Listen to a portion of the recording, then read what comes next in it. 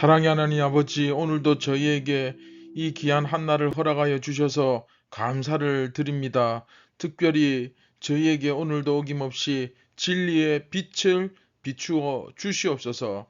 매일 아침 태양이 뜨듯 저희에게도 신실하신 하나님, 그 빛을 비추어 주셔서 우리 속에 어두움이 물러가게 하시고 우리 안에 깊이 뿌리 박혀 있는 이 교만과 고집과 우리의 이 편견과 또 잘못된 생각들이 진리의 말씀으로 교정되게 하시고 또 변화받게 하여 주시고 우리의 생각과 판단과 모든 기준이 다시 예수 그리스도 그 말씀 앞에 서게 하여 주시옵소서.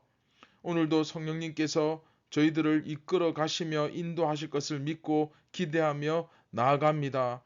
오직 우리 삶의 주인 되신 예수님만 바라보며 의지합니다. 주여, 오늘도 저희의 갈 길을 인도하여 주시옵소서. 예수님의 이름으로 기도드립니다. 아멘.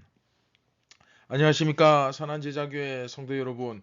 2022년 11월 17일 목요일 아침이 밝아오고 있습니다. 오늘 44번째 이야기, 사실이 아니라고 말하고 싶어하는 자들 두 번째 시간이죠.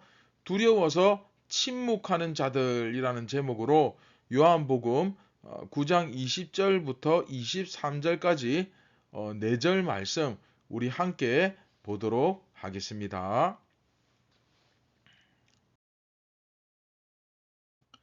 그 부모가 대답하여 이르되 이 사람이 우리 아들인 것과 맹인으로 난 것을 아나이다. 그러나 지금 어떻게 해서 보는지 또는 누가 그 눈을 뜨게 하였는지 우리는 알지 못하나이다. 그에게 물어보소서. 그가 장성하였으니 자기 일을 말하리이다. 그 부모가 이렇게 말한 것은 이미 유대인들이 누구든지 예수를 그리스도로 시인하는 자는 출교하기로 결의하였으므로 그들을 무서워함이러라. 이러므로 그 부모가 말하기를 그가 장성하였으니 그에게 물어보소서 하였더라. 아멘. 네, 저희가 바로 앞에서 지난 시간까지 눈앞에 벌어진, 그렇죠. 눈앞에 벌어진 명백한 사실, 너무나 뻔한 사실을 보고도 이것이 사실이 아니라고 말하고 싶어 하는 자들의 특징을 살펴보았죠. 그래서 그들은 계속해서 질문을 합니다. 그렇죠. 자기들이 원하는 답이 나올 때까지 계속 그 질문을 하는 모습을 우리가 살펴보았습니다. 자, 오늘 본문에서 그래서 이제 질문을 그 부모에게까지 찾아가죠. 그래서 그 부모가 대답을 하는데 하나만 대답을 하고 두 번째 질문에 대해서는 그쵸, 답을 하지 않습니다. 답을 하지 않는 것이 아니라 못하는 거죠. 그죠? 그 사람이 우리 아들 맞다. 그리고 날 때부터 맹인된 것도 맞다. 그리고 지금은 보고 있는 것도 맞는데, 그런데 어떻게 보게 되었는지는 그것에 대해서는 우리도 잘 모르겠다. 걔가 애도 아니고 다 컸으니까 걔한테 직접 물어봐라. 뭐 이런 이야기를 하고 있는 거죠. 그렇죠? 자, 이 부모의 태도, 그렇죠? 사실은 두려워서 진리를 인정하지 못하는 자들의 전형적인 모습입니다. 자, 뭐라고요? 두려워서 진리를 인정하지 못하는 자들의 전형적인 모습. 자, 두 가지 질문을 하는데 너무나 명백한 것에 대해서는 뭐 부인할 수가 없습니다. 그렇죠? 자기 아들이 태어날 때부터 보지 못했다는 사실, 그리고 이 아이가 내 아들이라는 사실, 뭐 이거는 부인할 수가 없죠. 그런데 어떻게 해서 보게 되었는가? 네, 이 질문에 대해서는 예수님께서 그의 눈을 뜨게 해주셨다. 너무나도 단순하고 분명한 이 사실, 그렇죠? 간단하잖아요, 그렇죠? 그런데 이 말을 못하는 거죠. 왜 그렇습니까? 예수를 그리스도로 시인하는 자들은 모두 어떻게 합니까? 네, 출교를 시킨다는 방침이 내려져 있었기 때문에 이제 함부로 말을 못하는 거죠. 사실 이것은 그 1세기 당시에 유대인들의 기독교, 그러니까 그리스도인들에 대한 그 방침이지만 거의 탄압이죠. 그 방침이었던 거죠. 예수를 그리스도로 시인하는 자는 전부 다 어떻게 된다? 네, 유대인이 아니다. 이제 출교해 버리는 일들이 벌어졌고, 그러니까 우리나라로 따지면 출국이죠. 나라에서 쫓겨나는 거예요. 그 때문에 예수님을 믿을 수밖에 없다고 분명히 내가 마음으로는 느끼면서도 그 앞에서는 아무 말도 못하고 있었던 사람들이 그 당시에 제법 있었던 것입니다. 즉, 오늘 말씀은 수많은 수많은 침묵하는 유대인들의 모습을 이 부모의 모습을 통해서 대표적으로 지금 보여주고 있는 것입니다. 예수님께서 부활하셨다는 그 사실이 전파되었을 때 그 사실을 부인할 수 없음에도 불구하고 너무 명확하잖아요. 너무나도 확실했음에도 불구하고 오순절에, 그렇죠?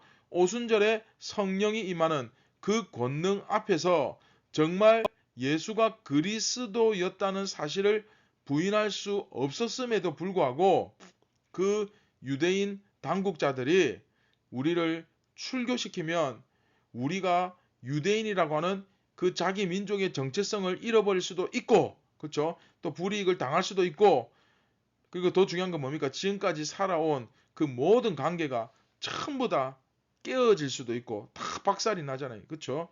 이후에 어떤 불이익이나 일들이 나에게 벌어질지도 모른다. 이건 뭐 아무도 알 수가 없으니까. 그러니까 결국 뭡니까? 두려워서, 그렇죠? 무서워서 침묵하면서 나는 모른다.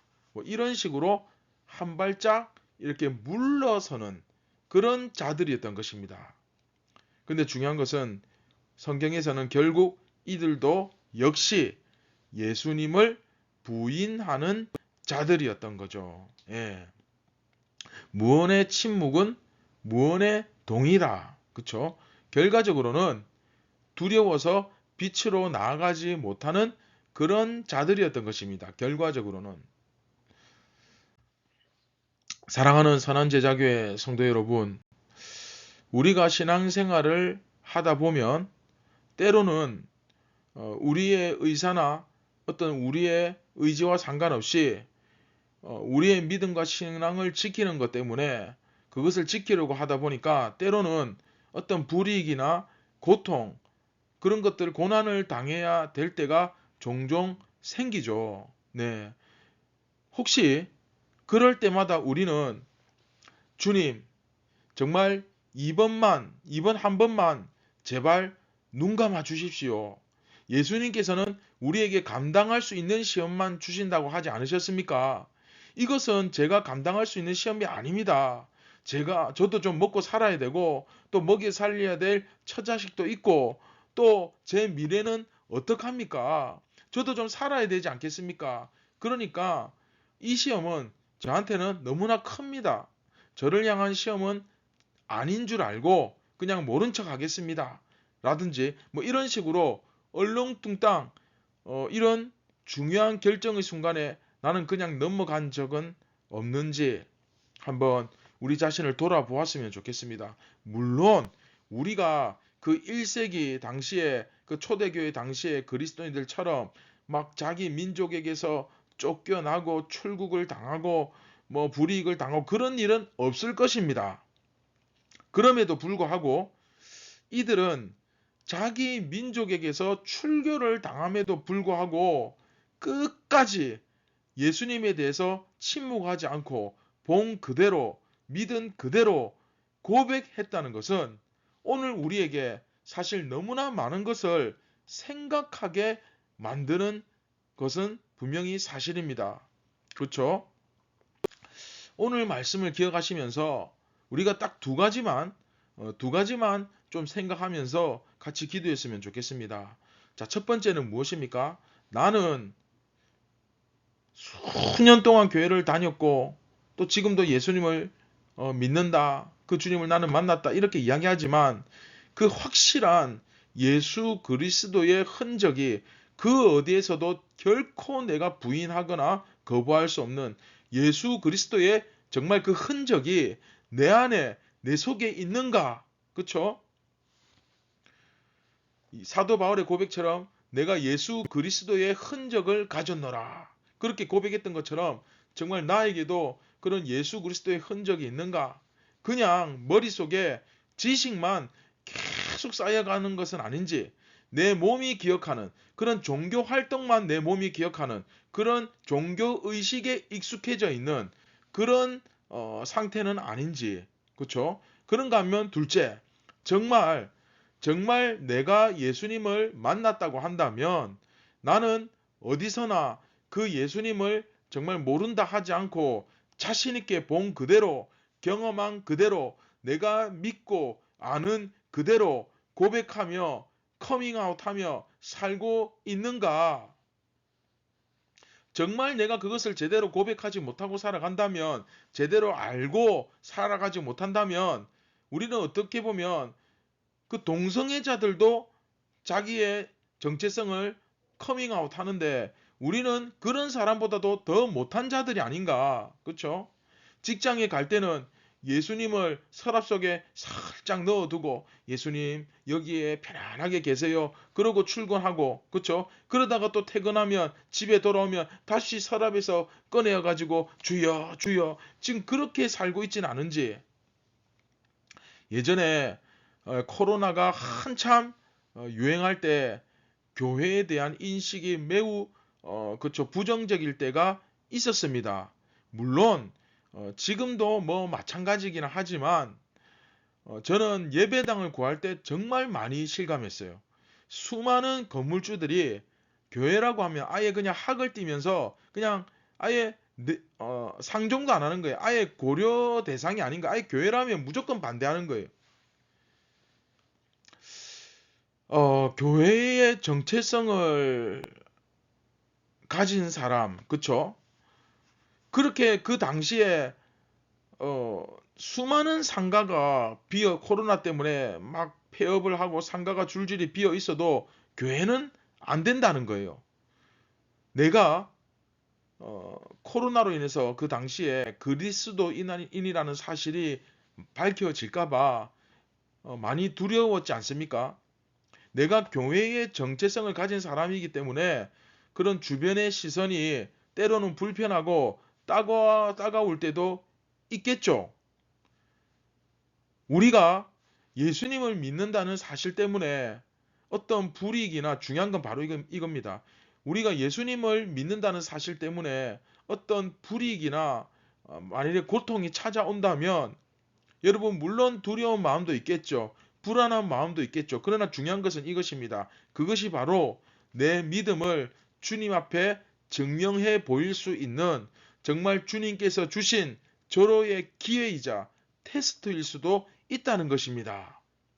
오히려 그럴 때일수록 여러분 정말 두려워하지 말고 나를 여기까지 인도하셨는데 앞으로도 끝까지 책임지실 것이다. 할렐루야.